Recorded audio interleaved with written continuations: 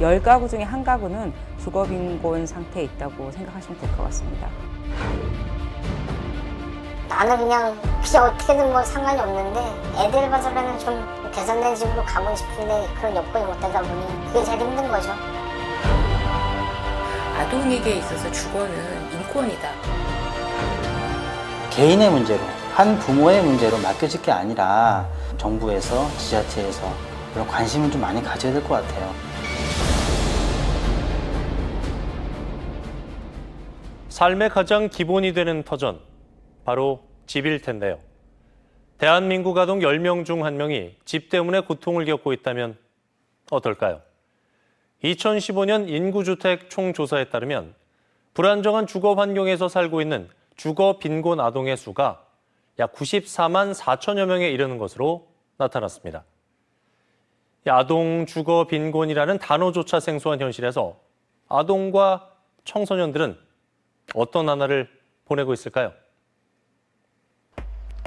두 사람이 나란히 걷기에도 벅찬 좁은 골목길을 따라 올라가면 길 끝에 집 한 채가 덩그러니 놓여 있습니다. 언덕배기에 위태롭게 서 있는 모습이 한눈에도 오래돼 보이는 가옥인데요. 고등학교 1학년 여자아이가 할머니하고 이제 지내고 있는 집이고요. 좁은 공간에 좀 여든이 넘으신 거동이 불편한 할머니랑 한창 예민할 고등학교 1학년 여자친구가 같은 공간에서 분리되지 않고 지금 좀 지내고 있어서 아이가 조금 본인 방을 좀 꿈꾸기도 하는 그런 곳이고요. 할머니와 고등학교에 다니는 손녀의 유일한 생활 공간. 부엌과 바로 옆으로 연결된 방 한 칸이 전부입니다. 사실상 단칸방 생활이나 다름없어 보이는데요. 방 한 칸에 이게 지금 긴 게 이거 2칸이라고 했는데 방 한 칸이지.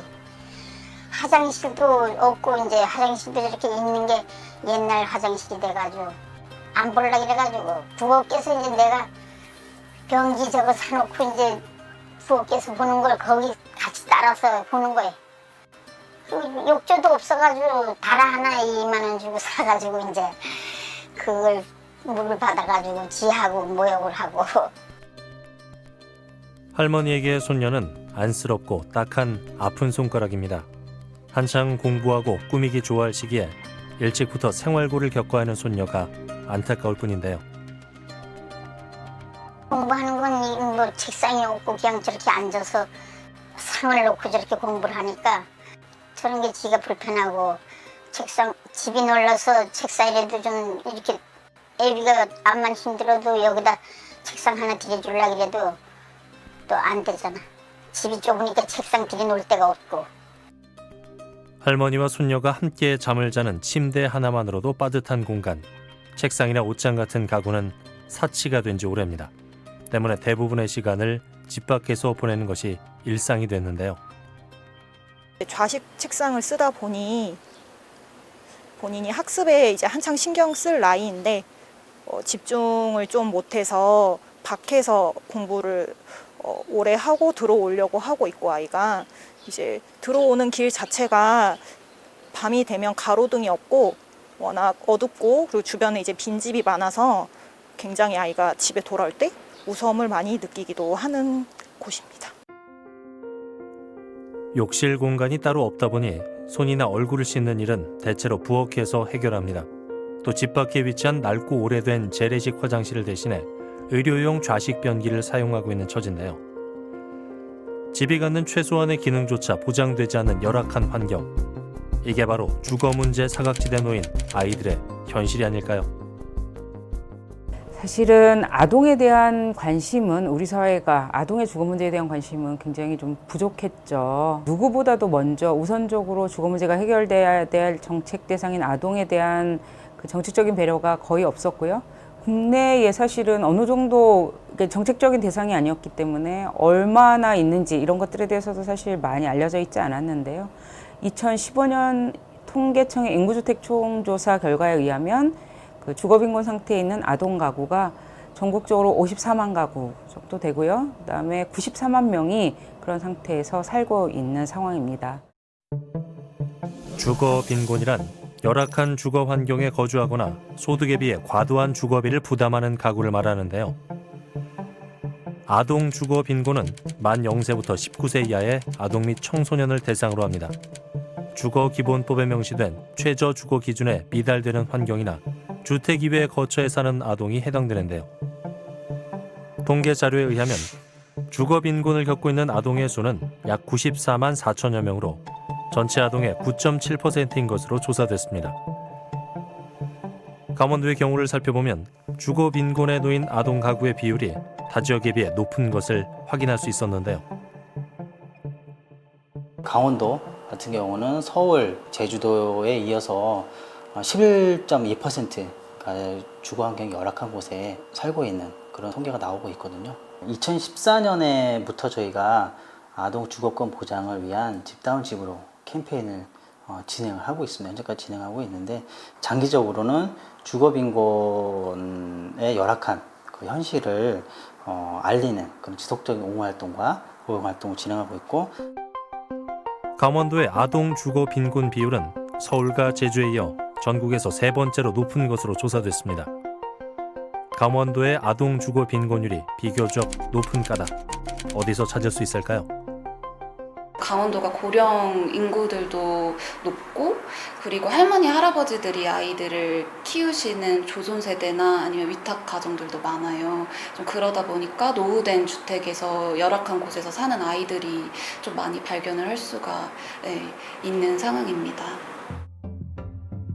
수도권 지역에 비해 농어촌 지역의 아동 주거 빈곤은 상대적으로 많이 알려져 있지 않은데요.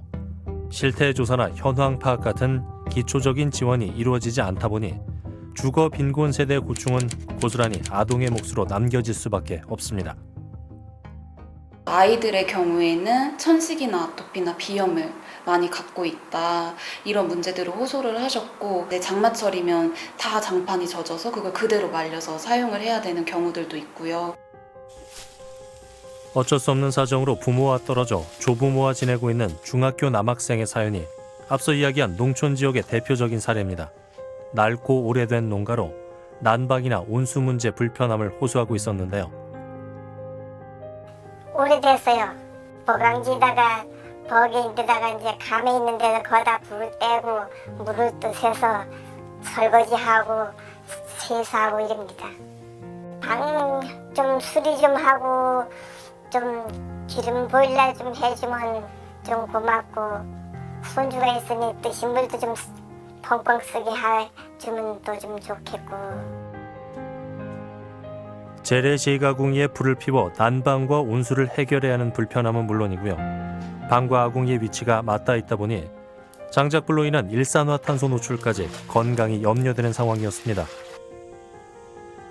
일산화탄소에 늘 중독이 노출이 되면 산소 전달이 안 돼요. 산소 전달을 방해하는 물질이기 때문에 만성적으로 좀 늘 저산소, 산소 공급이 자는 동안에 좀 모자란 상태로 일산화탄소 중독으로 인한 급성 사고가 날 수 있는 건 물론이고, 오래 노출됐을 때는 뇌라든가 다른 신경학적 기관이나 기관지 쪽의 발달에 영향을 줄 수 있을 것 같거든요. 그나마 다행인 것은 이러한 사정을 전해들은 지원센터에서 난방 개선 사업을 진행키로 했다는 것입니다. 그간 또래 친구들에 비해 의기소침해 보였던 손주에게 조금 더 편리하고 안전한 집이 생길 텐데요.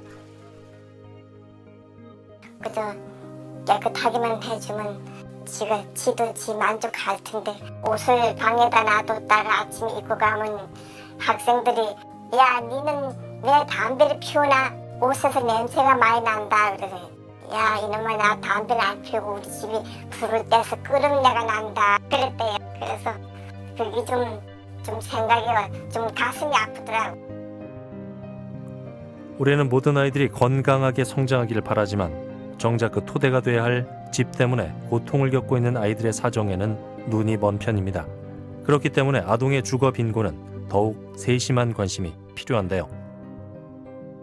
아동의 주거 문제는 이 아동의 평생에 영향을 미치거든요. 건강, 신체적인 건강, 정신적인 건강, 그다음에 학업 성취, 인지 발달 모든 곳에 영향을 미치기 때문에 굉장히 국가적으로 관심을 두고 문제를 해결해야 되는 문제임에도 불구하고 이 당사자들이 스스로 목소리를 낼 수가 없잖아요. 청년이나 다른 세대에 비해서. 그러다 보니까 굉장히 정책 우선순위에서 밀렸던 것 같아요.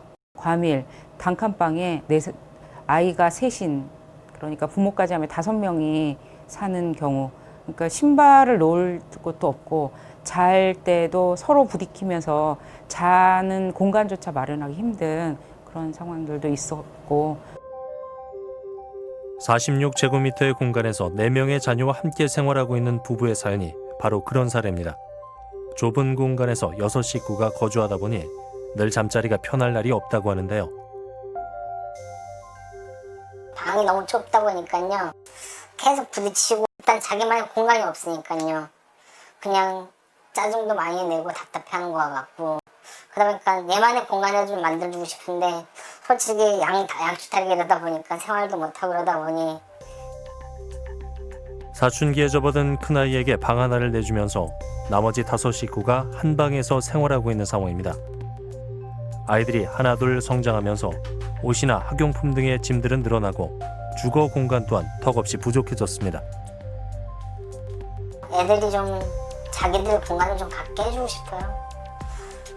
정말 나는 그냥 어떻게든 뭐 상관이 없는데 애들 봐서라면 좀 애들이 또 더군다나 사춘기가 왔기 때문에 그게 제일 마음에 걸리고 좀 개선된 집으로 가고 싶은데 그런 여건이 못 되다 보니 그게 제일 힘든 거죠. 우리에겐 쾌적하게 살기 위해 정해놓은 최저 주거 기준이라는 게 있습니다. 이 최저 주거 기준은 가구 구성원별로 필요한 최소한의 주거 면적과 방의 수, 화장실이나 부엌, 욕실 같은 공간의 설치 여부까지 비교적 상세히 나타나 있는데요. 하지만 주거 기본법은 어디까지나 최소한으로 필요한 기준을 설정한 것일 뿐 주거 빈곤 문제는 큰 도움이 되질 못합니다. 2014년에 아동 주거 빈곤에 대한 실태 연구조사를 진행하면서 너무 심각하고, 주거기본법에 아동이 들어간 것도 이제 2019년, 그다음에 서울시에서 조례를 만든 게 올해 2020년이니까요. 국가적으로도 작년 이제 10월에 시작한 상황이고, 그다음에 이런 것들이 이제 제도적인 탄탄한 기반이나 이런 걸 가지고 있지 못해요. 그런 측면에서 정책적인 배려나 제도적인 기반은 거의 초보적인 수준이라고 보시면 될 것 같습니다. 주거비를 감당하기 어려운 환경에 놓인 가정 외에도 컨테이너나 비닐하우스와 같이 주택이 아닌 곳에서 생활하는 아이들까지 우리 주변에서 주거 문제로 고통받고 있는 아동의 수가 결코 적지 않습니다. 열악한 주거 환경은 아동의 건강이나 정서에 영향을 미치는 것은 물론 경제생활이나 사회생활 등 전생에 걸쳐 그 영향이 지속됩니다. 그럼에도 불구하고 아동 주거 빈곤에 대해서는 유독 무관심했던 것이 사실인데요. 이를 해소하기 위한 국가 차원의 관심이나 지원을 기대할 수는 없을까요?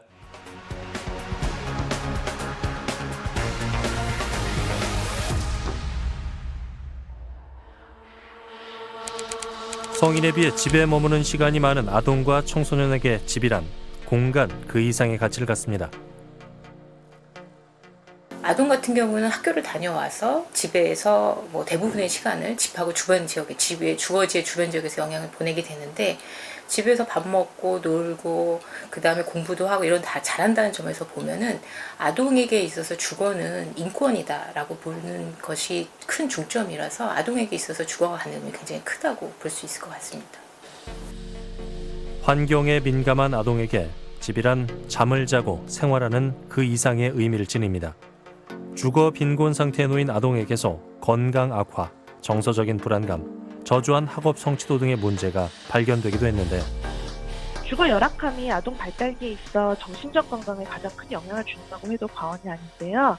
올바른 정신적 성장에 악영향을 받기 쉬우며 주변의 차별적인 시선 등으로 인해 주거 빈곤층 아동에서의 우울증 비율이 3분의 1에 달해 전체 인구에서 비율보다 높은 것으로 알려져 있고, 특히 자살 충동의 경우 노인층 및 성인층보다 2배 이상 높은 20%가량으로 보고되어 있습니다. 다소 충격적인 연구 내용은 주거 빈곤 아동의 자살 충동 보고입니다. 주거 빈곤에 놓인 다양한 계층 가운데 아동의 자살 충동률이 무려 20.6%에 달하는 것인데요. 이제 중앙정부 시점에서 조금 주거 지원 정책 자체를 아동에 초점을 두는 정책 전환이 좀 필요하겠다. 이런 전환을 통해서 좀 장기적으로 해야 되겠다라는 생각이 들고요. 사실 정부뿐 아니라 사회도 이 문제를 문제로 인식하고 해결하려고 하느냐에서 실마리가 잡힐 것이라고 생각하는데요. 그동안 아동 주거 빈곤에 대한 연구는 끊이지 않고 계속되었습니다. 그럼에도 제도적 장치는 전무한 실정인데요. 국가가 마련한 최소한의 주거 기준 법률 내용에는 수세식 화장실이나 목욕 시설과 같은 공간에 대한 항목이 존재합니다. 또한 건강을 염려한 환경 개선 기준이 갖춰져 있는데요. 하지만 이것은 강제 규정이 아니기 때문에 법적 효력이 없는 표준 규정에 머물 수밖에 없습니다. 아동의 빈곤 예방 및 지원 등에 관한 법률에는 아동 주거 지원 내용이 없고 주거기본법에는 가구원 수나 면적이나 부엌이나 화장실 등의 같은 기준은 마련되어 있지만은 주거와 관련해서 아동의 건강과 안전을 위협하는 기준은 마련되어 있지 않습니다. 아동 주거 빈곤율이 전국에서 세 번째로 높은 강원도의 사정 어떨까요? 강원도의 주거 종합계획입니다. 특정 계층에 공급되는 공적 임대주택의 경우 신혼부부와 청년, 1인 가구나 기초생활수급자에 대한 지원사항이 한정되어 있는 실정입니다. 앞으로 확대돼야 할 주거복지 서비스 확충 내용에도 아동 주거 빈곤에 대한 내용은 찾아보기 힘들었는데요. 도내에서 불안정한 주거 문제로 어려움을 겪고 있는 아동에 대한 지원책은 정말 없는 걸까요? 거주 환경이 조금 좋지 않고 집이 오래됐다고 해서 다 삭제로 보진 않잖아요. 아동이 좀 오래된 집에서 산다. 그런 개념으로 조사를 한 건 없어요. 저소득층 아동에 대해서 뭐 지원을 하거나 뭐 급식 지원을 한다든지 여러 가지 복지 서비스 제공하는 것들은 있지만 그중에 뭐 집을 뭐 주거 환경을 뭐 개선해 준다든가 하는 업무들이 저희 팀에서 하는 거는 없어요. 저희들은 지금 없어요. 강원도 같은 경우 서울하고는 또 여건이 틀려요. 서울은 뭐 그런 게 많아서 그런지 몰라도 강원도는 아직까지 뭐 아동 빈곤에 대해서는 뭐 크게 없는 것 같아요. 뭐. 아동 주거 문제에 대한 지자체 차원의 제도 도입이 전무한 가운데 전국 최초로 서울시가 아동 주거 빈곤 가구 지원 방안을 마련했습니다. 우리 기성세대가 외면해 왔던 불편한 진실들을 또 우리가 던져봐야 될 질문인 것 같고, 그래서 과연 주거의 질이 낮은 곳에 살고 있는 우리 아이들은 괜찮은가, 이런 시점에서 조례를 제정하게 됐습니다. 지난 6월 30일 조례안이 통과되면서 전국에서 제일 먼저 아동 주거 빈곤 대응의 법적 근거를 갖추게 됐습니다. 이로써 서울시는 제도권 내에서 주거 빈곤에 처한 아동과 대상 가구에 대한 지원 정책을 마련할 수 있는데요. 아동 주거 빈곤 해소를 위한 조례 제정까지 그 과정이 순탄치만은 않았다고 합니다. 성안을 하는 과정에서부터 문제가 좀 많이 있었죠. 왜냐하면 대표적으로 예산이 많이 든다. 좀 주로 그런 얘기 많이 하잖아요. 그리고 또 중복 지원이다. 또는 뭐 부모가 혜택을 본다 등 많은 논란들이 있었지만은 이런 불필요한 혼란까지도 우리가 또 감수하고 또 나가야 된다고 생각을 했기 때문에 서울시는 아동 주거 문제를 해결하기 위해 작년부터 아동 주거 빈곤과 관련된 대책 마련을 고심해 왔다고 전했는데요.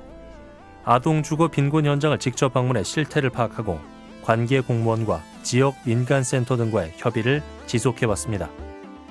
서울시가 선두적으로 앞장선다면, 모범을 보인다면 이 전국 지자체에서도 그 부분을 가지고 같이 가지 않겠나 싶고요. 어쨌든 이 부분이 조례에서 끝나는 게 아니라 마지막까지 뭐 법적 장치, 제도적 장치를 잘 이어갈 수 있도록 끝까지 뒤에서 지켜보면서 같이 합심해서 나갈 것입니다.